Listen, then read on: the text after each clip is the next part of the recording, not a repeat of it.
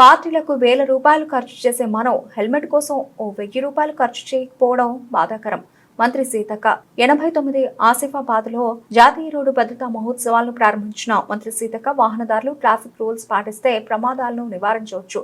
ప్రతి ఇంట్లో సంతోషం ఉండాలంటే అంతా రోడ్డు భద్రతను పాటించాలి. మంత్రి సీతక్క నాతోటి సోదరిమణి స్థానిక ఎమ్మెల్యే కోవ లక్ష్మి గారికి, అదేవిధంగా ఎమ్మెల్సీ దండ విఠల్ గారికి, జీసీసీ చైర్మన్ తిరుపతి గారికి, అదేవిధంగా కలెక్టర్ గారికి, ఎస్పీ గారికి, ఏఎస్పీ గారికి, శ్యామ్ నాయక్ గారికి, ఏఎస్పీ, అదేవిధంగా అడిషనల్ కలెక్టర్స్ కు, మరి వేదిక మీద ఉన్నటువంటి వివిధ స్థాయి ఉద్యోగులకు అందరికీ, పత్రికా మీడియా సోదరులకు సంక్రాంతి శుభాకాంక్షలను తెలియజేస్తూ, ఈ సంక్రాంతి, ఈ నూతన సంవత్సరం ప్రతి ఇళ్లలో సంతోషం ఉండాలంటే రోడ్డు భద్రత యొక్క పరిస్థితిని మనం తెలుసుకోవాలి.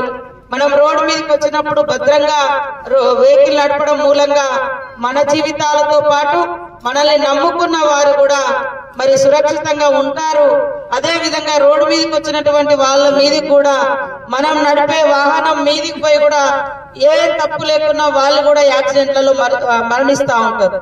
కాబట్టి ఈ యొక్క విషయాన్ని గుర్తుపెట్టుకొని వెహికల్ ఎక్కేటప్పుడు డ్రింక్ చేయకూడదు, అదే విధంగా స్మోక్ జరగకూడదు, అదే విధంగా మరి సెల్ ఫోన్ పట్టుకొని డ్రైవింగ్ చేయకూడదు. అదే విధంగా ముఖ్యంగా రోడ్డు మీదకి వచ్చినప్పుడు ఒక్కొక్కసారి మన తప్పు లేకున్నా ఎదుటోళ్ళకి గుద్దేటువంటి పరిస్థితి ఉంటది, లేదా సడన్ గా ఏదన్నా వెహికల్ అడ్డం వస్తుంది, సడన్ గా ఏదన్నా జంతువు అడ్డం వస్తుంది, సడన్ బ్రేక్ తోటి ఎగిరిపోయి ఎక్కడో పడి చనిపోతున్నటువంటి పరిస్థితులలో మరి వాటన్నిటి కూడా సురక్షితమైంది హెల్మెట్. కాబట్టి హెల్మెట్ అనేది ప్రతి ఒక్కరు కూడా ధరించాలి.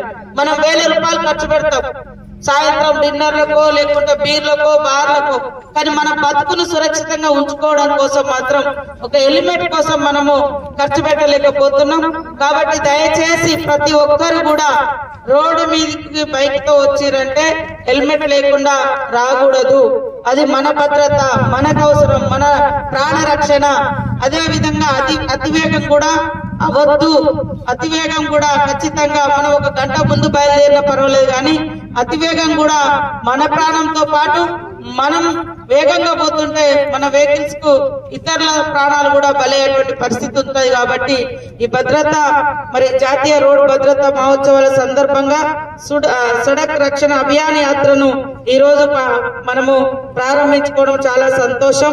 ప్రతి ఒక్కరు కూడా ఈ ప్రోగ్రామ్ లో పాల్గొని మరి రోడ్డు భద్రత వాళ్ళు వేసినటువంటి కరపత్రంలో వివిధ అంశాలు దాదాపుగా 27 ఉన్నాయి. వాటన్నింటిని కూడా చదవండి, తప్పకుండా అందరికీ సురక్షితంగా ఉంటాం. కలెక్టర్ గారు ఇందాక చెప్పారు, దాదాపు ఈ జిల్లాలో 213 మంది గత సంవత్సరం నుంచి, అంటే లాస్ట్ ఇయర్ మొత్తం చనిపోయారు. మనోళ్ళు సరిగా డ్రైవింగ్ రాదు కానీ బైక్ పట్టుకొని ఎక్కుతారు, దాని మీద 3 ఎక్కుతారు. తర్వాత మరి ఎక్కడెక్కడనే ట్రాఫిక్ రూల్స్ తెలియదు, ఇట్లాంటి ఇబ్బందులు ఉన్నాయి. కాబట్టి అవన్నీ కూడా నేర్చుకోవాలి, డ్రైవింగ్ చక్కగా రావాలి, హెల్మెట్ ధరించాలి, బైక్ మీద 2 కంటే ఎక్కువ ఉండకూడదు, ఇవన్నీ కూడా పాటించాలి.